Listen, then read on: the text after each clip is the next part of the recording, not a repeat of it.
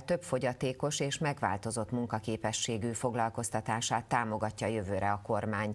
A szociális államtitkár szerint egységesebb és egyszerűbb rendszer jön létre a mostani változtatásokkal. Soltész Miklós elmondta, a rendszer lényege, hogy az azonos fogyatékosságú emberek után ezentúl azonos támogatást kapnak a munkáltatók.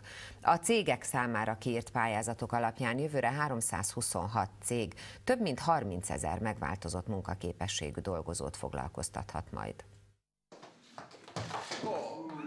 Soltész Miklós is kipróbálta az egyik olyan labdát, amelyet megváltozott munkaképességű emberek vartak. Az zuglói székhelyű cég focilabdái nem csak Magyarországon, hanem a határon túl is kelendőek. Itt már a létszámbővítésen gondolkodnak. 300 új munkavállaló felvételére pályáztak.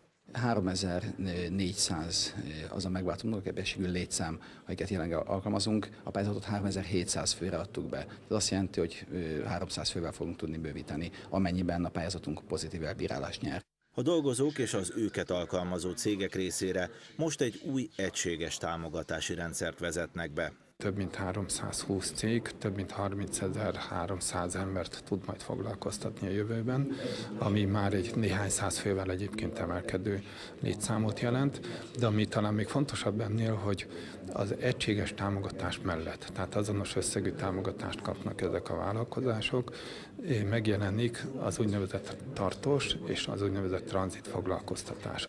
Ez azt jelenti, hogy a tartós foglalkoztatással a hosszú távú munkát segítik azoknál, akiknél nem várható, hogy kikényszerülnek a nyílt munkaerőpiacra. A tranzit foglalkoztatásnál pedig az egészségi állapot javulásával és képzéssel esélyük lesz a munkahelyszerzésre.